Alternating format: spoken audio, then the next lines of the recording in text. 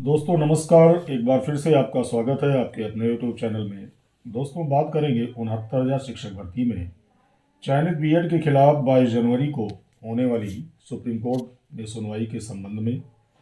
और बात करेंगे इसमें और डिस्कस करेंगे कि ऐसे कौन से अकाट्य तथ्य हैं जो माननीय सुप्रीम कोर्ट के सामने रखने होंगे। तो सब कुछ डिस्कस करेंगे इस वीडियो में। तो बने रहिए वीडियो में अंत तक मेरे साथ बिना वीडियो को स्किप किए हुए।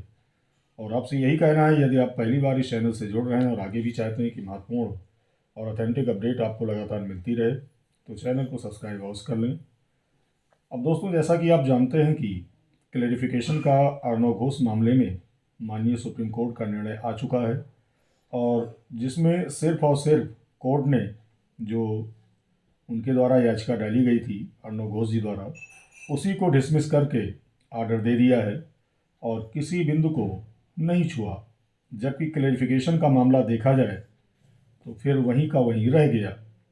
अब बात करते हैं 69,000 की, जिसकी महत्वपूर्ण सुनवाई 22 जनवरी को सुप्रीम कोर्ट में लगी है, और जिसमें नोटिफिकेशन के रद्द होने के बाद शिक्षा मित्रों द्वारा बीएड की पात्रता को चुनौती दी गई है।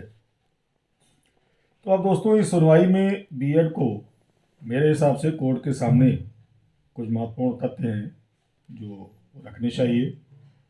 अगर सबसे पहले बात करें तो वहाँ ये बताना आवश्यक होगा माननीय सुप्रीम कोर्ट के सामने कि ये भर्ती 2017 में सुप्रीम कोर्ट द्वारा ही शिक्षा मित्रों के समायोजन को रद्द करने के बाद उसी के आदेश से हुई है, और जिसमें 1,37,000 पदों को 2 चरणों में सरकार को भरना था, और जिसमें पहले चरण में 68,500 भर्ती हुई और उसमें केवल बीटीसी को मौका दिया गया, जिसका कट ऑफ 40-45 था।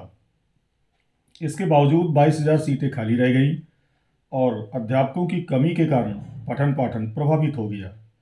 और इसके बाद पदों को भरने के लिए दूसरे चरण में 69,000 पदों पर भर्ती निकाली गई, और जिसमें योग्य अभ्यर्थी न मिलने के कारण विभाग को बीएड को शामिल करना पड़ा, जो उस समय की परिस्थितियों के अनुसार किया गया है।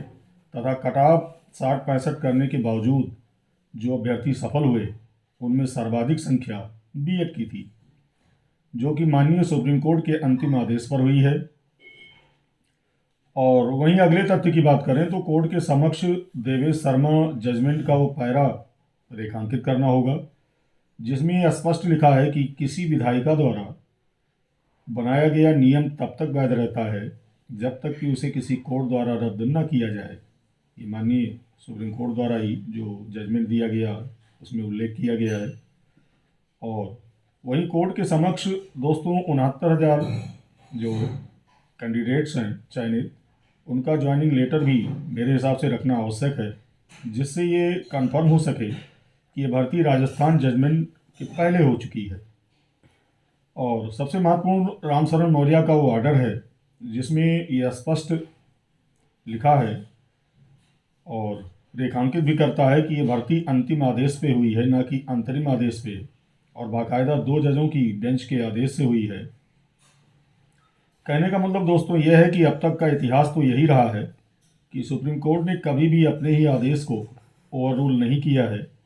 और क्लैरिफिकेशन ऑर्डर में गुड्डू सिंह की आईए डिसमिस होने से ये कन्फर्म हो गया है कि अब कोर्ट पूर्व की भर्तियों को उनकी मेरिट के अनुसार परीक्षण करेगी। परंतु दोस्तों सामने समस्या बड़ी है, इसलिए अब पूरी ताकत के साथ उतरना होगा, और ईश्वर से पर पूरी उम्मीद रखिए, सफलता निश्चित मिलेगी। तो वीडियो में दोस्तों इतना ही। आगे की और भी ऑथेंटिक अपडेट के लिए अभी तक आपने चैनल को सब्सक्राइब नहीं किया है तो चैनल को सब्सक्राइब कर लीजिए। बहुत बहुत धन्यवाद।